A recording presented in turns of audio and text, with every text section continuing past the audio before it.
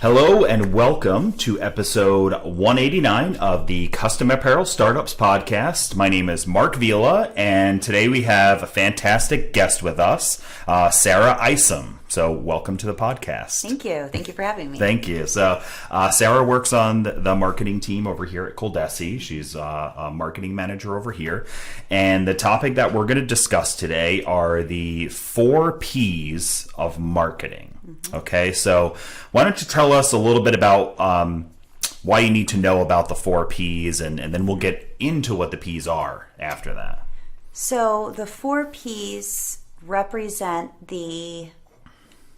I'd say the format of any marketing-based strategy. In order to understand how your marketing structure should be built, you need to answer the questions under each of the Ps. Once we have the answers, we have set our foundation to building out a true marketing strategy. So while tactics and channels can change constantly for marketing, this remains the same. Understanding these Ps will help you gain the knowledge, the information, and the foresight to build a strategic strategy for your marketing. Okay, great. So kind of to bring that back, like layman term it, okay, is that somebody is going to ask you, should you open up a TikTok account? Or you might ask somebody, should I open up a TikTok account? Should I bring my business to TikTok? And there's some other things I wrote down here. Should you do local paid advertising? Should you do Google ads? Should you rent a booth at a farmer's market? So in general, all of these are great marketing ideas for the customization business, just as a general standpoint. So being on social media, yes, having a website, going to local farmers markets, these are all great ideas. But when it comes down to your business, actually figuring out if it's right for you depends on the answers and the information within your 4 Ps of marketing. And I love relating things to the real world, right? So I like to barbecue, grill. It's one of the things I like to do. I've got a bunch of little hobbies, and that's one of them. And somebody would say, a friend of mine had said, like, I was thinking about making a brisket, right? And I knew about what they had in their yard. And I just said, you can't do it with what you have. You don't want to do it with what you have. Here's an alternative recipe that's pretty close with the tools that you have.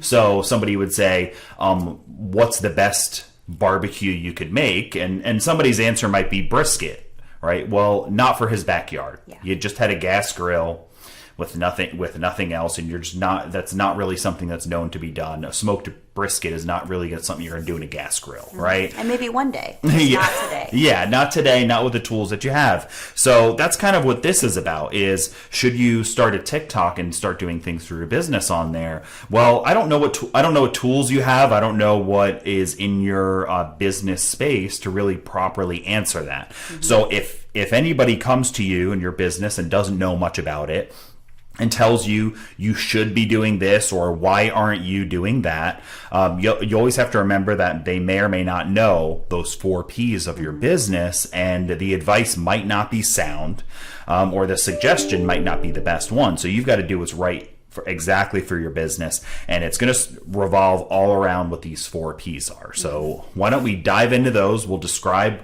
what these 4 Ps are, help you to figure out the answers for yourself, and it'd be great if you put these into a Word document or an Excel or something like that, so you can start to kind of track this information for yourself. And then at the end of it, with some examples, we can actually answer some of the questions we brought up in the beginning. Yeah.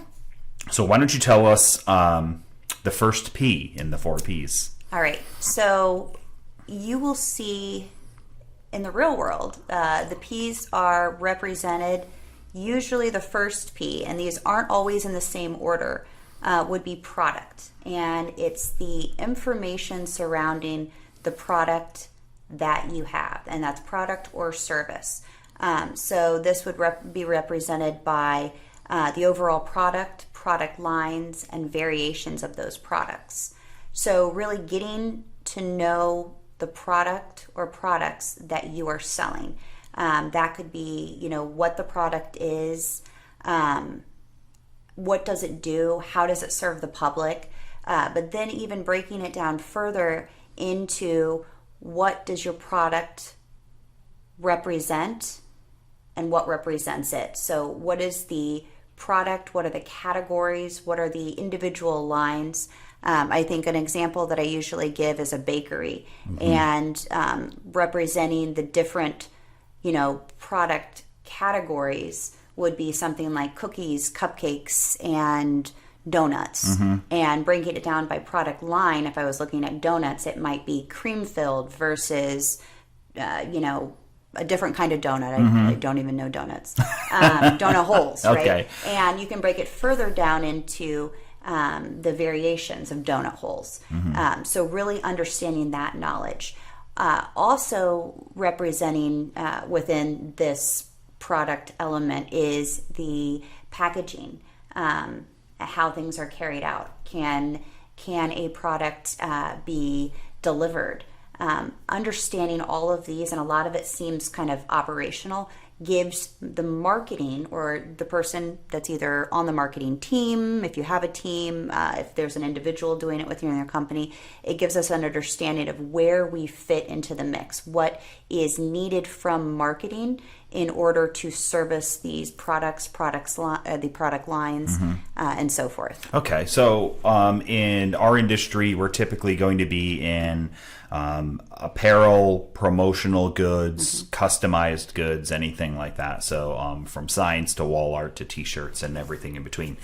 So if we were to kind of break down your product categories, in this example, potentially you could, your business could focus on workwear and signage. Maybe you mainly are working in healthcare and you have a few other areas that you work in. So I made some notes based on the example that you provided, right? Or based on your description, I made an example. How about that? Okay. So for one, we're not going to get into a debate of whether a donut hole is a donut. Okay. But I imagine that there's some sort of debate there. But we have product lines, right? Or product categories, right? So if you're going to define your store, this fictional store, the categories would be workwear and signage, right? That's the two things they do. They've got a UV printer that they print all different types of signage on. And then they have mostly workwear that they're doing. So potentially they're doing scrubs, they're doing polo shirts, hats, jackets, things like that. And like I said, mostly medical and potentially in some other areas that have a similar clientele. On the workwear, you've got product lines, right? So you've got your workwear, you do men's and women's workwear. That's kind of just simple. You just offer two different categories. You kind of have men's/unisex, and then you've got women's cuts for the people who like that. And then the second product line you would be like signage, right? And in your signage, you could have maybe you do printed graphics that are, like images of doctors or images of landscapes. And then you also do other types of indoor signage as well. Now, the next step below that, kind of you have your categories or product lines, and you have your variations. So in your workwear, we have like women's short sleeve, women's long sleeve, women's polos, hats. And then you kind of have all of that broken down. You can imagine all of the different product lines you have under workwear, and the same for signage, right? Signage, you may have room names with Braille printed on them. You've got restroom signs, directories, maps, instructional things. Like in the bathroom, it says, wash your hands.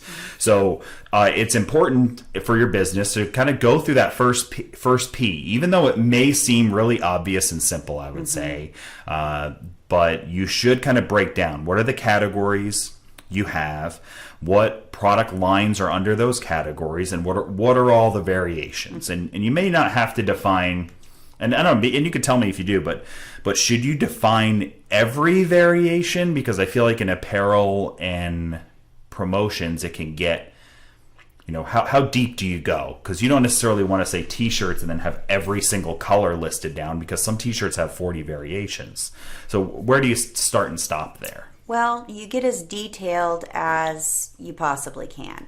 And that's honestly, to understand what it is your marketing will be supporting.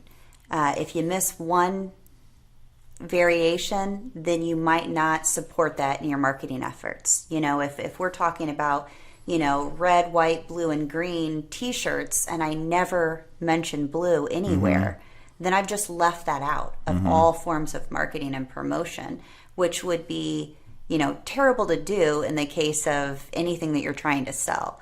So being more, defining things specifically, even mapping them out, you're going to have that somewhere.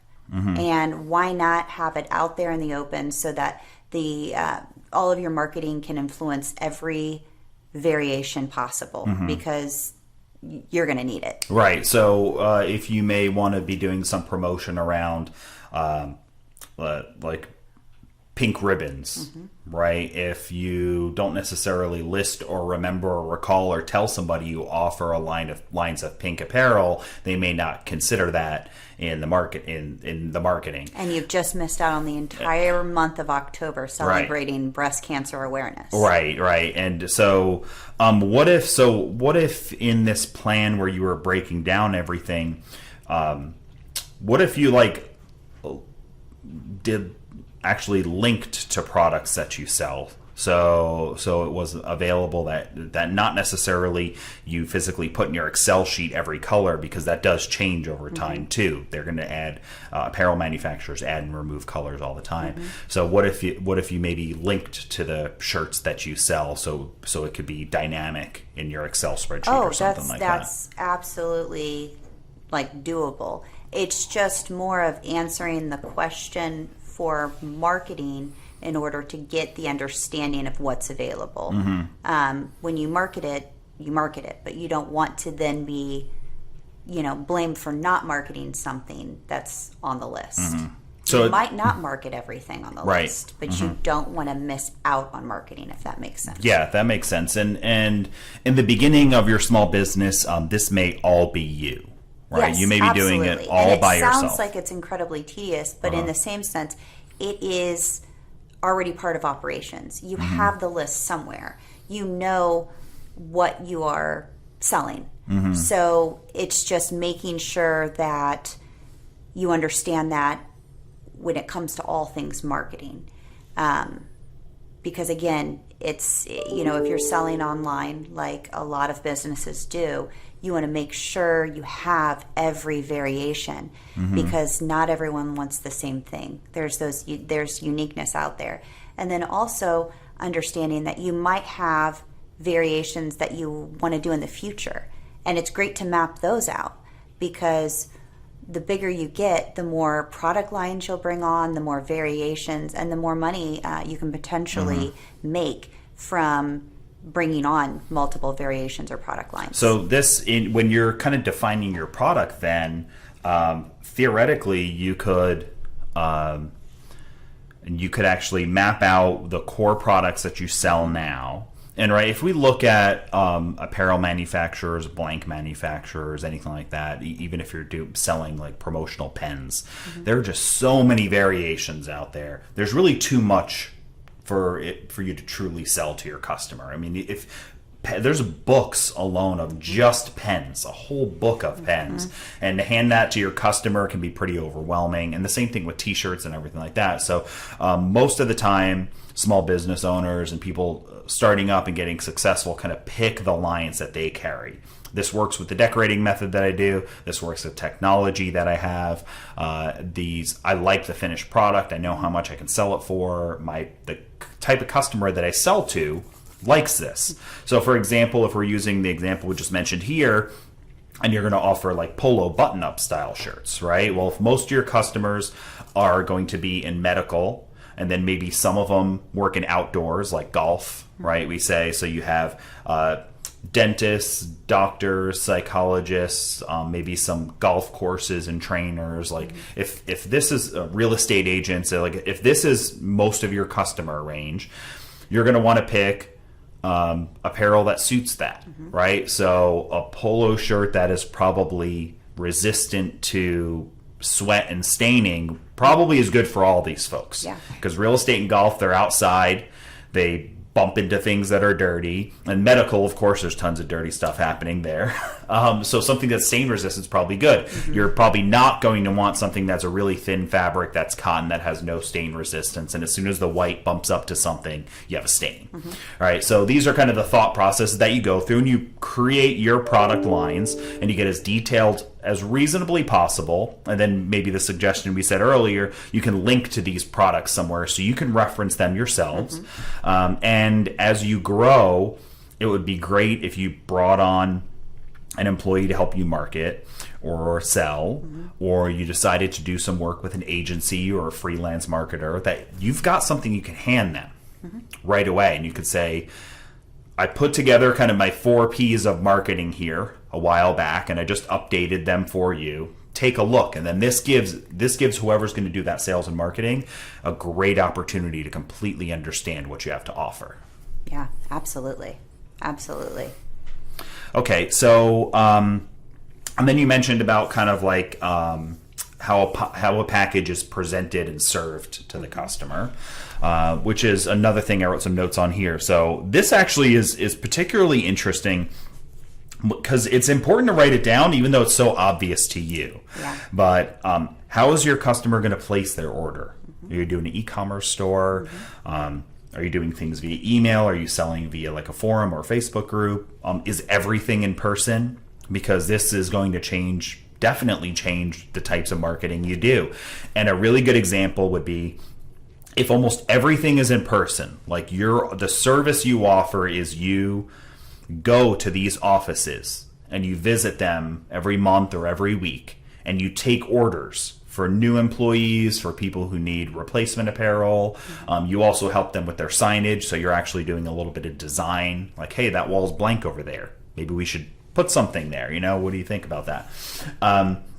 So if that's the case, then some sort of marketing plan that when you show up there, you've got a booklet to share, or you're wearing one of the examples. Hey, by the way, what I'm wearing here, this is a brand new product line that we have. It comes in all these different colors. Here's a little booklet of it. That might be an important piece of marketing or sales for you, compared to somebody who is selling online.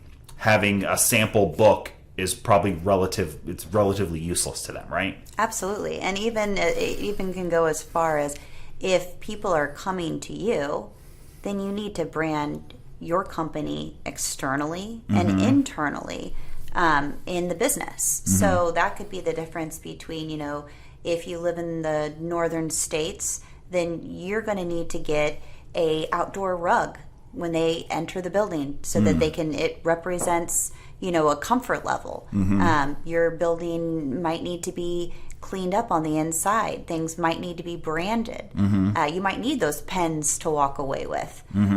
Whereas if everything's digital, then you need a very nice strategy from an email standpoint to make sure that you're doing those personal touches in the customer journey. You need to have that built out. I use an example of, again, the bakery and the difference between the dine-in and the carry-out. If somebody dines in, you might want a perfectly branded paper plate for them to use, or a napkin that establishes the brand of the bakery. Whereas if they carry out, you might want imprinted boxes with the bakery information and even how to get in contact with the bakery. So it's different, obviously, for this world and the products within it, but it's really the same. It's like, how are you going to continue to brand yourself? Right.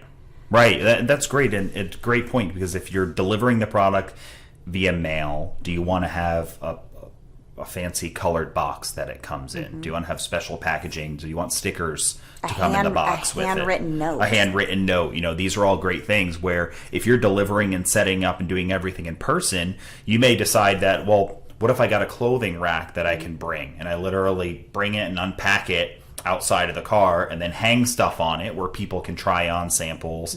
And then when you deliver the product, maybe you don't necessarily need a box and paper and stickers and all of these things, because you're going to hand something to the person. Maybe use a baggie, or maybe just the shirt by itself is just fine. And then Further, talking about signage, if you're installing the sign yourself, you don't have to deliver it in any way. You know, as long as it travels safely with you, and you're going to probably bring your own hardware and know where to put it, and the finished product isn't up on the wall. Versus if you're mailing it to them or just giving them the sign, do you want to provide hardware or not? Instructions on how to hang it up. How is it going to get delivered properly? How is that going to look? But that delivery and setup, that's huge, because you want to make sure if it's you or if it's someone that you work with or that works for you, you need to make sure that they're branded, that their customer service is on point with your brand. You know, so that, again, we're creating that customer journey. So those people that are getting the install are getting the quality that you want your company to represent. Right. Well, because anybody wearing like some sort of like a one-piece overalls, you can just go in any building and start installing things, and nobody's pretty much going to stop you, right? Like if you just have like a one-suit thing with a name tag on it. Yeah. The reason I know this is because I've watched a lot of movies. Well, and I trust men in overalls. Yeah, see, exactly. So in the movies all the time, if you want to like install a secret camera somewhere, you just put on the overall, or I don't know what you call the one-piece mechanic type of uniform. I don't know the word for that. Somebody does. Yeah. Yelling it out there. But if you have a name tag, you can just walk in anywhere. So, but the point is because they look like they belong there. They look good. You mentioned customer service, being friendly. So these are all things that are important if you're hanging up signage. And there's marketing opportunities along that way. You know, they could, when they come, they could deliver a final invoice, but with that could come a postcard or a coupon or a way to get referrals, you know, something like that. So there's a lot to be said there. Maybe even if you have printed signage with with graphics, for example, that you hang up to decorate places. Maybe there's some sort of a marketing program where you say, hey, if I could put my logo tiny in the bottom corner, you get 10% off. All right, there's a million marketing and opportunities, but you're not going to think about those or be in the right mindset or be able to share that with a marketing agency or a marketing person unless they really understand all of these things, down to how it's delivered, how it's ordered, what products you're selling, all of that. Yeah, absolutely. Okay, so now that we've got product, the next P we have is price. So, I mean, that sounds pretty simple, right? Yeah, again, it sounds simple, and it is in a way. Okay. So of course, price, it's the cost of the product. And really what you're looking at is what is the fair market value? What are your competitors selling the product or service for? And then what is your target audience like buying this product or service at average, like at an average rate? Understanding, you know, will you be able to offer any sort of discounts? Will you have payment options? You know, do people pay up front? Do they pay in installments? Understanding the entirety of the pricing of any product or service within your company is really what we're getting at here. Mm-hmm. Yeah, and I think that there's something to be said. By the way, I don't think that's your email that's going off. I think that's on your computer. Is it? No. No? That's not where the sound is coming from? Yeah, I don't have sound. Oh, I didn't think I did either. Well, anyway, maybe it's another room. If you're hearing that, maybe actually it is your email out there listening. Yeah. Maybe it is. I think I'm muted here. It's coming through my headphones. Anyway. Oh. It doesn't matter. That sound's not coming from the headphones though. All right, so price. There's something to be said about strategy with price too, and you could probably kind of write this down that you're going after a premium market, so you're going to be selling the premium price. You know, why? Well, going back up to the product, I deliver it, install it, help them decide where it's going to go, make the suggestion. So I'm doing design and installation and production. Therefore, my sign costs $200. Yes. They can buy one on the internet maybe for $50. but it doesn't come with any of those things. So the price, what does it go for, is important, and then also kind of the strategy behind it. I sell a premium product. Also going back up, well, the polos that we sell are, moisture wicking, stain resistant, odor blocking, all of these things. They're great for the market that I'm in, compared to, yes, there's a polo you can buy for $5 that doesn't have any of those properties, and it's not really ideal for my customer base. So that's an important thing. You want to kind of mark down what you're selling, do you have a pricing strategy, and there's all different types of ways to do pricing. I think we'll probably have a whole podcast on it soon. But let's just say you want to sell everything at a certain margin, and that's kind of how you price. So everything needs to be at X% margin. So you can kind of write that down in your pricing and talk about that as a strategy. And then within price, it's also about how the customer interacts with that pricing. So how do they pay? Yes. Can they pay online? Is there a portal they pay online through, or do you just literally give them your Venmo? Or does it have to be checks? Do they pay a deposit? Do they have to pay in full? Is it all paid for at the end? These are all part of the strategy and marketing. If as we talk about marketing as a entity, now in your business, marketing just might be you. Yeah, or it might just be your wife or your husband or your son. Which is a lot of small and medium-sized businesses. Believe it or not, 90% of small and medium-sized businesses are marketing internally. Yeah, absolutely. Well, it's expensive to hire somebody. Absolutely it is. And you have to be prepared to take that leap, to hire an agency or to hire a freelancer or to hire a full-time employee to do that. And you have to grow yourself to be a part of that. Now, the most likely for you to be successful and get to that point is by doing exercises like this, because you're thinking like a growing, larger business. You've got a plan. And when you are ready to hire somebody, or hire somebody to do something for you to take over marketing, whatever your plans are, you've got all of this in place. You've got the strategy, the pricing, the products, and the other P's to be revealed there. So it's all part of the strategy. It's important that you write all this stuff down. And in regards to pricing, how else can it affect marketing? Is there anything else you want to add? Well, first I want to say I can't stress this enough. Understanding what your competitors are doing from a price standpoint is something that you really need to figure out. And that's as simple as doing some secret shopping, calling them up, searching the web, placing some orders just to see how they're pricing items, asking about their discounts, asking what discounts they have. Do they have a, age discount? Do they have a veterans discount? Do they, do they offer specials certain times of the year? Getting into that really helps you establish some of your goals of what your pricing structure should look like and any opportunities you could take advantage of from a discounting standpoint. But yeah, it's just really, it breaks down to just, again, a lot of it sounds operational, but it's what marketing will use to promote your products. Right. That's actually that's interesting, because there's two ways. There's your own strategy that has to do with the customers that you have, and then what your competition is doing. So in your market, like you mentioned, if they have a advertised pricing, because this is a tricky thing that happens all the time in business, that they have advertised pricing, they almost never sell at that price. So you think you're coming into the market equal to their price, finding out that they discount everything 20%.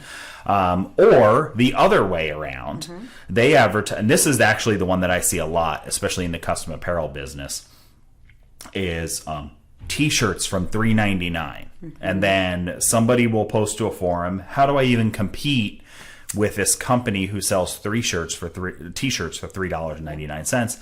And then that is that's not the whole price. Oh, no. Because they'll have like a setup fee, and they'll have a whatever fee and a waste disposal fee. It's like tires are the same thing, right? Like, get tires for $99 a piece, and then 4 tires is $700. Or they're simply selling that $3.99 shirt it starts at. They might have a shirt, and it might say, Happy New Year, 2001, and they're selling it at $3.99, and that makes sense.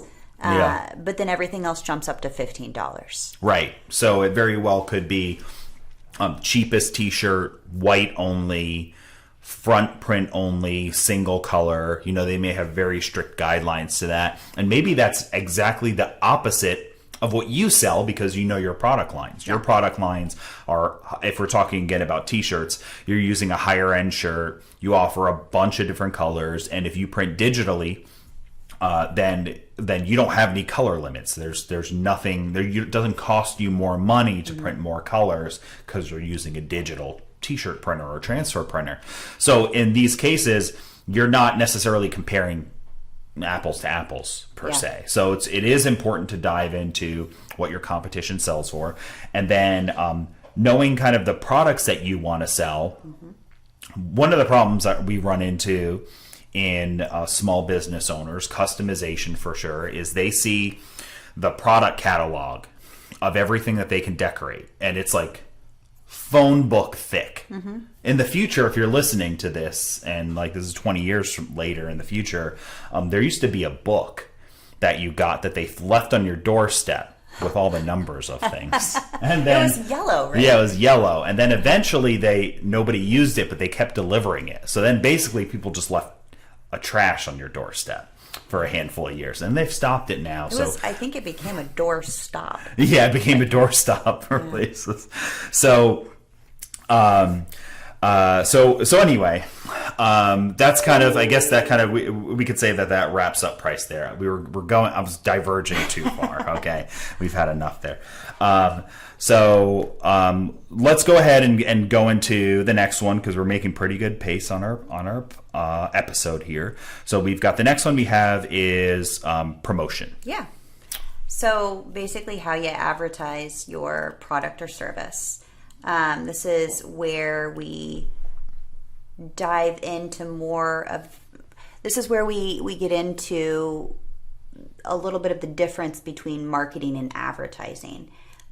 So with promotion, you would have to ask yourself, what are you capable of from a marketing standpoint?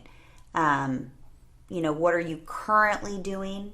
What could you currently be doing? And that's anywhere from, yes, I have a website, but I'm not managing it, somebody else is, and we really don't make updates. To, yes, I have a Facebook page, and I've dabbled a little bit in advertising, but I just don't know if it works for me or not. We really get the gist of, because we get the gist of your capabilities, then we can start building the strategy behind that. And we can find out and start understanding what channels might have worked in the past, and looking into the future, what channels might be adequate for your business and your business model. That's good. So when it comes to kind of promoting your business, if you're a brand new business and you're a startup, because some folks listening right now haven't even started yet, they're right at the beginning of the idea. And other folks have been doing this for a while, and some are very, very established. So you kind of answer promotion differently depending where you are. And if you're a new business, these are kind of theoretical things. So, you mentioned a website. Are you very capable of building a website already? Do you have that skill set? If you are, then probably building a website is a pretty good idea, because you can do it on your own. You have that capability. If you have no technical capability of building a website, then you're going to want to kind of work into your plan. Do I want to pay somebody to build a website? How much is that going to cost? Does it matter for the products that I want to sell? Because in the new business, everything here is theoretical. That the concept of doing the signs and the apparel for those businesses mentioned, the doctors, dentists, real estate agents, golf, I think is what we said. That's theoretical right now. So should I have a website for those folks? Right, would be a question. And I'm thinking, just kind of answer it for this one, business to business sales, professionals, educated folks, nice offices. When you show up and go to sell to them, they may want to look up your website later or share it to their to the owners or the board or whoever's in the decision making process. So having a nice, classy, upscale looking website that shows how you can represent them is probably a really good idea. Conversely, if you sell t-shirts, like local stuff to tourists, they're probably not going home and then jumping online and ordering something from your website because they forgot to get a shirt, like a Finger Lakes t-shirt or something like that. I forgot to get it. I'm going to order one online now. No, they're probably not going to do that. So having the website matters less. But how you can promote what you're capable of doing and theoretically of what you would do is really important. And then of course, if you're an existing business, what do you have right now? Yeah, and the capability, it's not all on you. There are certain, an example would be there are certain places within the United States where you might not be able to run a local radio advertisement because the range of the nearest network is not close enough to fall within your demographic. It would be spread among, an 80, 90 mile radius, which wouldn't be adequate for radio local. That being said, not everything is under your control, but establishing sort of elements of control is a good idea. And by capability, it's not only what are you and your staff, if you have staff, capable of, but also what can you afford? What does your budget look like now? Because what this portion of the P's should help represent is what is the best bang for your buck? What is your best return on investment? And the idea is to always start off frugal because you need to put more money into your business in other areas than marketing. But again, marketing represents the lead generation that you need to grow your business. So in order to first stabilize and establish, you really need to set forth a very stringent plan on what can truly be done from a marketing and advertising effort. Right. Okay. And that's like, it's tricky, right? Because promotion, marketing, advertising, all of these words that mean different things, but they are lumped together. None of it's ever guaranteed. Never. Right? It's never guaranteed, which is why it's important to establish a budget. And these are all separate topics for different podcasts, but it's good to kind of overlay all this information. So it's good to understand what's available for you in your area. You mentioned maybe radio is available for some people, and they want to do that for a certain reason. I can't think of any of those reasons at this point in time, but somebody, if you're a car dealer, for some reason you have to be on the radio screaming. By the way, I don't know why that's the case, but you have to scream on the radio. But for a local sign shop or an apparel business or some sort of customization business, the radio may or may not make sense. Are there billboards in your area? Are there print advertising in the area? Or even trade shows. Are there trade shows? When you think of the difference between paid advertising and not paid advertising, there's so many efforts that you can do that don't cost money. They cost time and energy. But they don't cost money. But they might not be within your area. We've talked about, selling to golf, golf apparel. Well, say that you just had an online store and you were selling golf apparel and you really wanted to get into some of these, golf outings and things like that happening, but there are no local golf, clubs, then you'd be out of luck. Right. If you really wanted to get into farmers markets, but there's no farmers markets in your area, you're out of luck. Not everything is within your capability, but that's part of understanding sort of your area and what's going on. Right. So this is a great both actual and theoretical that you can kind of, and this is kind of part of the promotion thing. You should probably be writing both of these things down. So what am I doing right now? And it literally just might be, well, nothing if you're brand new, right? But it might just be referrals, and that's it. You're only working on referrals, and you'd like to grow your business to the next level. So you kind of need to write down the next P's. What are the ones that are potential P's, potential promotions, right? So that's where you could put, well, I could potentially print in there's these local print advertisements I could do. I could potentially put up a sign at the elementary school. I mean, there's a million different things you could do. And I'm not saying that any of these are good or bad ideas because I don't know your business, right? I don't know these 4 P's that we're getting into right now for your business, but you can figure out which one of these are. And then just from a, standpoint that you mentioned about starting like frugal in the beginning, I do like that. If you've got a really deep pocket and you've got an investor or you have a ton of money you've saved up, then yes, it's very easy to say, I'm going to put 2,000 here and 2,000 here and 5,000 here and 8,000 here, and I'm going to spend $20-something thousand to start marketing my business. Well, great. You're willing to take all that risk, but a lot of startups and even businesses that are, been growing over years, you don't have $20,000 you're willing or able to invest in marketing. So you can start with frugal concepts that you can test. So there's a farmer's market that goes around your area within 50, 100 miles, and there's 40 stops throughout the year, right? So you want to decide, is that a good way to promote your business? Well, can you sign up for 1? Or 3 maybe, maybe you don't give up on 1, maybe 3. Can you sign up for 2 or 3 or 4 of them? And you try them out, see how they go. And we've talked in the past in previous episodes about tracking your marketing and understanding the long-term value of customers and all of these things. But this is something you can look to test and start. And you can also do the same with print ads, and you could do the same with all the other marketing channels. You sell online, so you could do online type of advertisements, meaning on your website, email marketing, social media.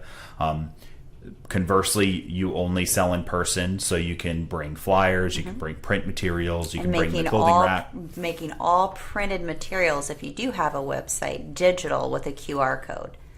Yeah. Combining these things together. If you have a website and you have print that you do in person, so your business card could have a QR code, say view the virtual catalog.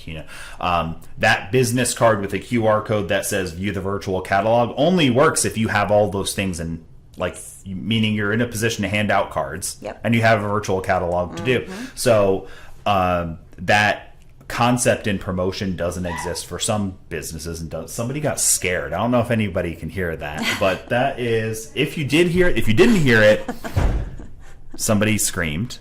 And what you're hearing is, in the office next to us is the accounting office, and this wonderful young lady that works in there is so frightened by people walking by. It's like comical, and it's a joke within the building. I've gotten coffee or water, and I've just walked into the kitchen and she's done that scream. And that happened the other day, actually. And another gentleman was coming by, and he's like, I always ask her if it's my face that's making her scream. So I just wonder if hypertension is covered under workers' comp. She's young right now, so she's okay, but in 20 years there will be. And yes, high blood pressure medication is covered by your insurance, by the way. There we go. Okay, so I think we've covered up promotion a lot. There's so many different things we could talk about, social media, YouTube channels, live events, paid advertisement, whether that's print or digital, billboards to radios, So there's a ton of different things, but to kind of sum it up, you should write down what you're doing, what you want to do, because maybe you have a gut feeling that it's a good idea, or you desire to do it. For example, not to diverge too much, but you just might want to be a like YouTube type of personality. You enjoy it, Yeah. you like the camera, you like editing, and you want to do it. Well, that's okay to put that in your promotion area if you're not doing it yet and you desire to do it. Go back up and figure out what product and price you can add or remove or change to make that channel come true. You know, it doesn't have to be locked in. This is your business. That's the great thing about why people do all this stuff is because it's your business. You can do what you want. So do the things that you are doing, do the things that you want to do or potentially could do or you think is a good idea. And then I would still write down the things that are potential in your area that you might not think is a good idea or want to do yet, but you should acknowledge that those opportunities exist for promotion. Yeah.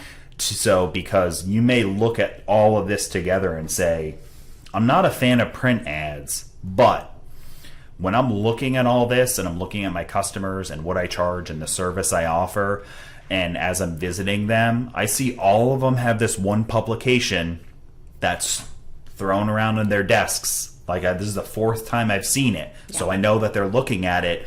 I'm not a fan of print ads, but I actually think this might work for my customers. I'm seeing it right there. So then you can test it out. So that's why it's important to write down just the potential opportunities too. Absolutely. Anything else you want to add? Then we have the last P. No, I think we're ready for place. Okay. So place, as you mentioned, revealed the final P. Yeah. I have some notes. I can read them out here. So kind of are your products sold online, in store? We addressed a little bit of this earlier, but this is very specific. And they all should sound like they're blending together a little bit because they all represent the entirety of the operational aspect of your company. So places,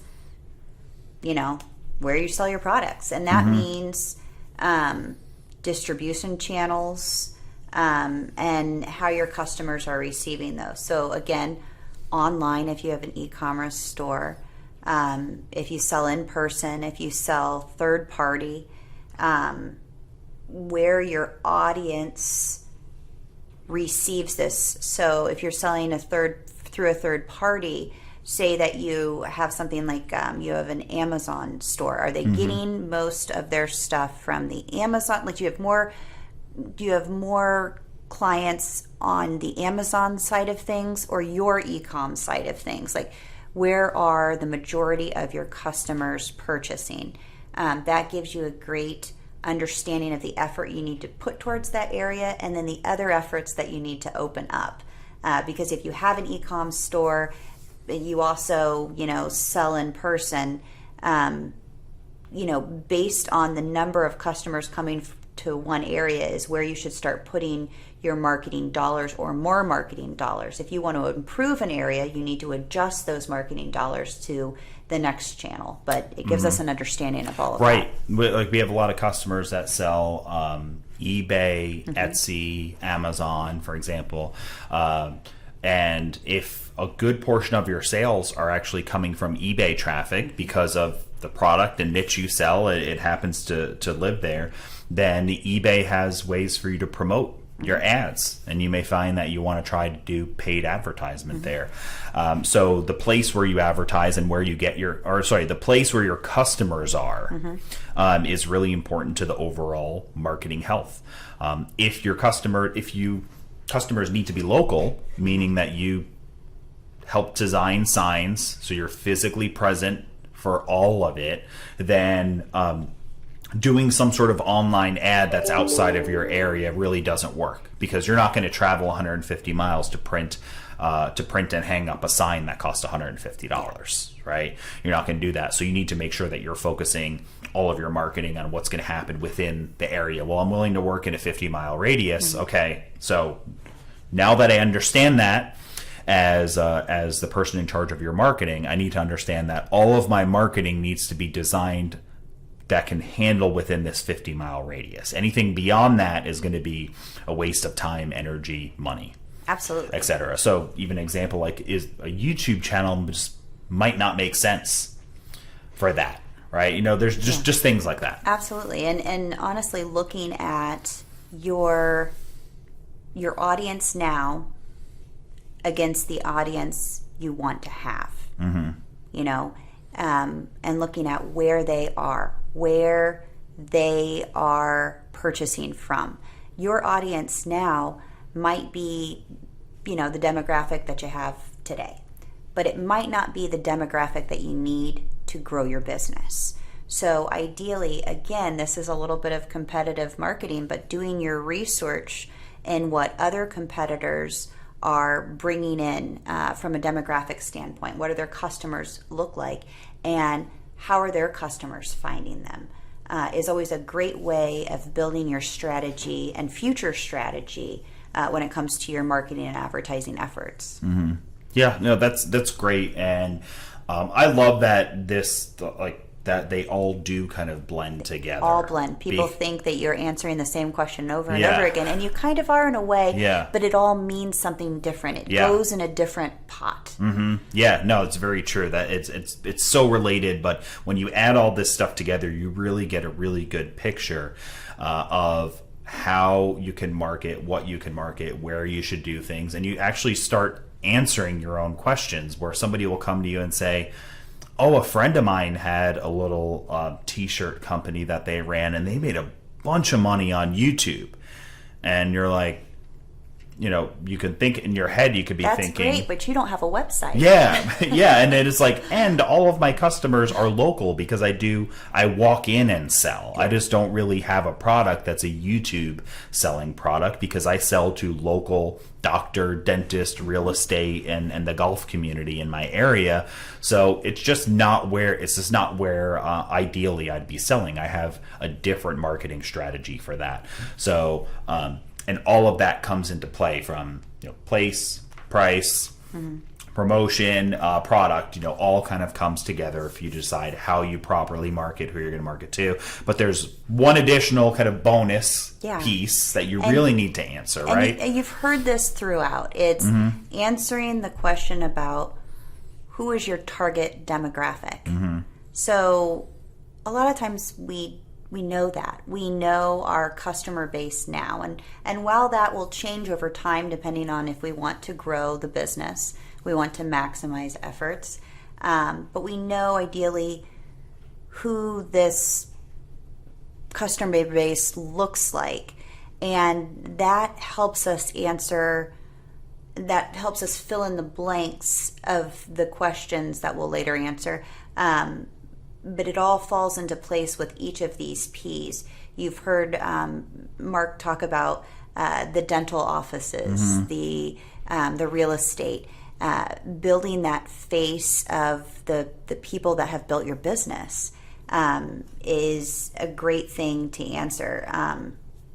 This can be, I should say, looking at, not only age, race, gender, looking at income level, occupation, marital status, education, all gives us an idea of how they get to you, or how they should be getting to you from a marketing standpoint. Right. And there's so much to be said about that I feel like that's like a podcast in itself too. It really is. But you don't answer the 4 Ps to get to your demographics. You don't start with your demographics. The starting point, in my opinion on this when I'm thinking about it, is which one you answer first can be different for everybody. Yeah. And the reason why, like even price could be first, because if you say, I want to make this much money and I can work this many hours, and in that many hours I can make this many things, then you immediately know how much you have to charge. And then you back up and you could say, if I need to charge $50 a t-shirt, right? There are people in this world that buy $50 t-shirts every single day, right? Maybe not the people buying them every day, but every day those transactions happen. Yes, so you need to say, well, who would I sell $50 t-shirts to? Okay, well, it has to be a high quality shirt. It has to be this. It has to be this. So now you start understanding the product that you're going to sell. Then you can start understanding, well, where will I sell it? Where are people that are going to buy $50 t-shirts? How am I going to promote? What's the promotion that I run to move that? And maybe in that case, you may say, TikTok and YouTube sound great. Yeah. For what you're saying, because you're trying to sell a super unique, high value T-shirt, and so you can really start with any one of these, or you can start with the demographics. If you have, if you know that you're a member of a local like car enthusiast club, then if that's the case, you kind of know your demographic, and you could start backing up to answering your 4 Ps there. But you've got to have all of this together, and then you can start answering marketing, advertising type of questions. Yeah, because by establishing who your target market is, it helps you define your strategy. That's not only, any promotional or advertisement, but also marketing support. And it helps you build the customer journey that that a customer would need to even make a marketing or a selling decision, or a buying decision, I should say. Right.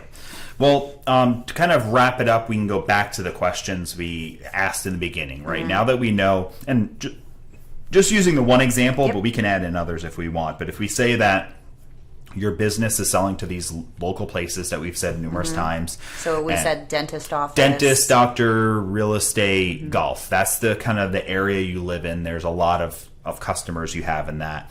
And you have different product lines that you sell within there. And you're mainly selling to the business owner. And you sell like a nice high-end, good quality product so they can buy it and they look crisp and clean and professional every single day with your product, and the same with the atmosphere that they're in. Should they start a TikTok?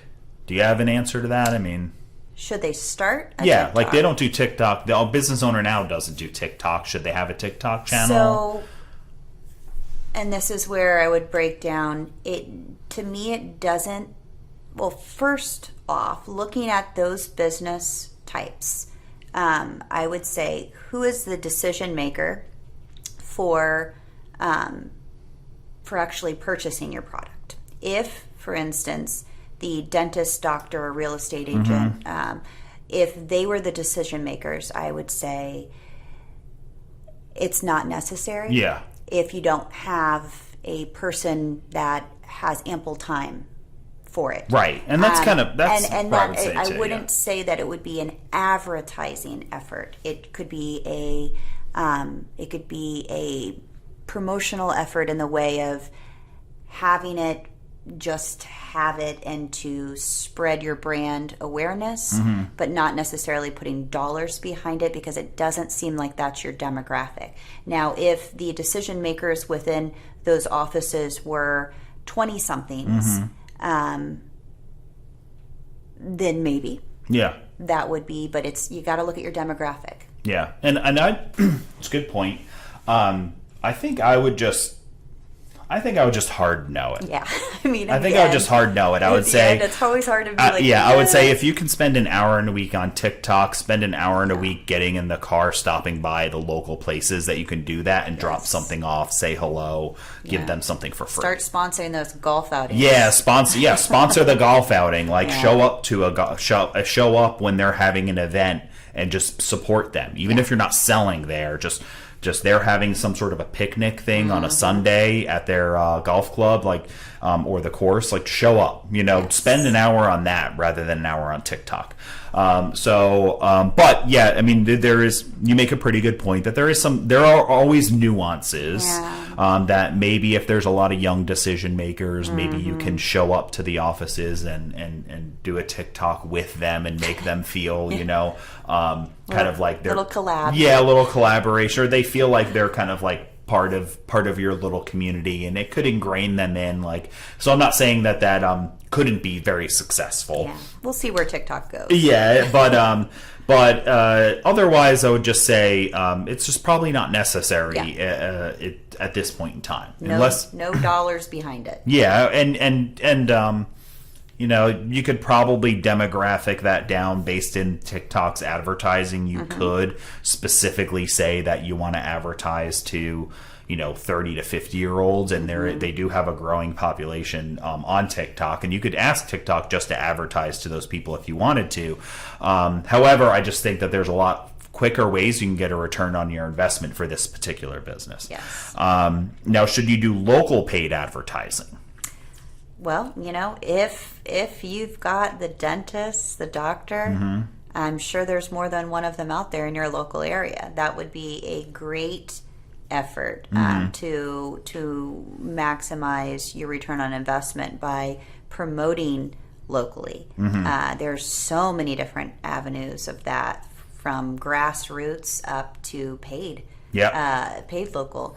Yeah, so I would probably say paid local is probably great. If you notice the magazine that they all have, that's a local magazine.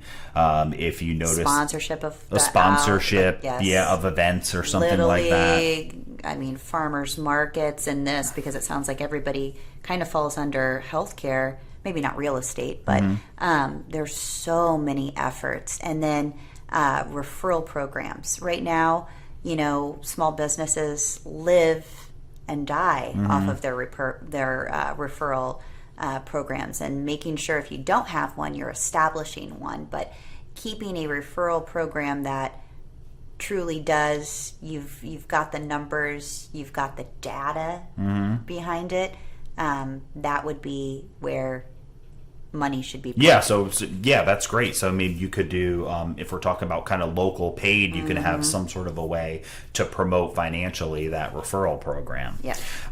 So the next one we had, and we could kind of quick on these, but would doing Google ads be a good idea?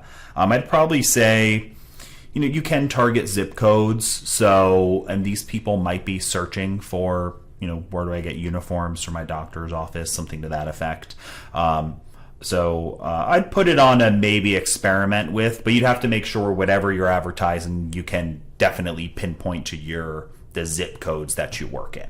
Which you can do that stuff on most any platform nowadays. And I would say, and before putting money behind ads, first truly establishing your Google My Business page.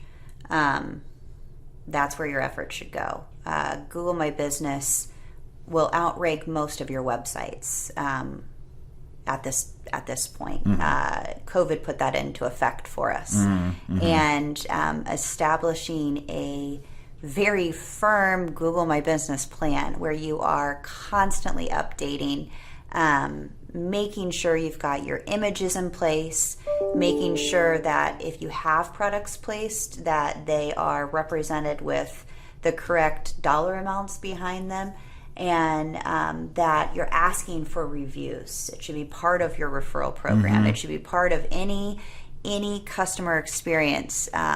You should be asking for reviews and getting those, and just maintaining that to its fullest will give you a better return on investment than a lot of the paid efforts that Google will have. Most of the time, you're found through search engine optimization, which is Google My Business, rather than paid advertising. Yeah, that's a great kind of interjection on a thought there too. So in these questions we've asked, these are just random questions, right? But it's a really good point, because when somebody says, should you advertise on Google, locally advertise on Google, the first question probably should be, well, have you set up a Google business profile that's top notch first? And if you say no, do that. And then have the conversation about advertising on Google, because that's the free thing they give you at first, which will land you a lot of business. The next two more quick questions is, should you do the farmer's market thing for this business? And I think, I definitely think it's worth a try. You'll probably run into a lot of these business owners there. Maybe you're not going to sell signs or uniforms at the market, but you may have a booth where you introduce people, ask me about, uniforms for your professional, business. Have some samples sitting out. Have some samples sitting out. Ask about how to produce sign. I can produce any sign for any business. Talk to me about it, and you can have examples of hand washing signs and directions and directories and braille and all these things you can print with your UV printer if you have one of those. And there's so many different things that you can do at a farmer's market. If you don't have somebody capable of sitting behind a booth, or if you can't afford a booth, or if you can't afford a booth and to brand the booth, which needs to be done, then you might just go to network. It might just be a handshake and a business card. You might have, you might be wearing one of your products or carrying a sign, something that can get you in the door. If the farmers market allows you to bring things in without necessarily having a booth, you might be handing out, items there. Yeah. You might be able to even just sponsor with a sign, so you can make a very cool looking sign that they let you put up, that they let you just put up. And so maybe your sponsorship is not a booth, but you just have a sign at the entrance that they let you put up, a really cool looking design that you UV printed, and then it says, I can make any sign for any business, and you have something very eye catching that everybody who walks in sees. Or for an even more frugal marketing strategy, which is kind of my what I like the most, is for the tax write-off, you support the farmers market by printing signs for them and establishing that tax break. Yeah, so there's a lot of great things you could do there by partnering with them potentially for signs or uniforms or something to that effect. So, okay, well, maybe we had some other random questions, but I think we've got the point across really well here. And I think the kind of the homework, or what you would take home from this, is if you're about to start a business or you have an existing one, I would take out a Word document or an Excel sheet or something, kind of write out your P's and your demographics, and write them out and see if it makes sense. And if something doesn't align right, you may have found a solution on why your business is a little stagnant or not growing as fast as you want, or you're not as profitable. We have people consistently talk about their success and how well they're doing. Or we can see it with the amount of supplies or apparel they purchase. And we have consistently also have folks say how they're struggling, and the ink costs too much for me to be profitable, or the T-shirts cost too much for me to make money, or I can't sell enough, I can't compete. And that means, theoretically, that means that your P's are not aligned. Yeah. If you're saying that it's cost too much to print something, well, you have a printer that is capable of doing something, and you're trying to sell in a market that doesn't uphold that price. So you need to probably adjust your demographics, or where you're selling, or how you're selling, or something like that, right? Absolutely. Absolutely. And I think, furthermore, if you look at your business model after completing the P's and looking at your demographics, look at the ones around you. Look at your competitors. And you're going to start to see holes. Some of the holes you've filled, but some are empty. What are your competitors doing that is working? You can see this by filling out the P's. You can see where you're lacking. And this will help you, hopefully help you move the efforts to fill those holes and grow your business. If you pay attention to this and actually do the exercise, you'll absolutely see things. And kind of overall, this one thing that popped in my head was I went to like one of the fancy grocery stores, and they had like this like caviar section, right? And it was just like, and I'm not going to buy that, but they have like, it was like they had like $150 or $200 like jar there, and for some reason that popped in my head when we were talking about this, and I said, if you were selling that jar at like a local farmer's market where the demographic is not people who would spend $150 on anything that was that little for food, then you leave the market and just be like, how can I compete? The guy next to me was selling, homemade cupcakes for $2 a piece. How do I possibly compete with that? And I would say, well, obviously this is an exaggerated example, but that doesn't make any sense. Yeah. Well, why would you try to advertise that at a market where most of the food things that can be bought are like $5 to $10, and you're trying to sell a $150 jar of caviar? That seems absurd. Yeah. Right. And it is. But the problem is that some people, when they start a small business, they might not be as exaggerated as that, but that's the situation they're putting themselves in. Yeah. Is that they're trying to sell way out of market, whether it's too low on price for the technology they're doing, or it's too high on price, or they're not trying to sell to the right people. They're trying to advertise, $6 t-shirts on Facebook. And it's like, well, it's going to cost you $6 for every sale you make. Do you have an upsell opportunity? Do you have a long-term value, proposition that you're going to be making to make that worth it? So that's why it's really important to line these things up. You'll see what's missing. You'll see what doesn't match, and then you can start to adjust and really turn your business into the next biggest P, which would be profitable. Yeah, right. Absolutely, the ultimate goal. So I think we covered a good amount of stuff today. So thanks for listening. If anybody has any questions about any of this stuff, of course, you can go to the customapparelstartups.com, go to the website, and you can contact us through there.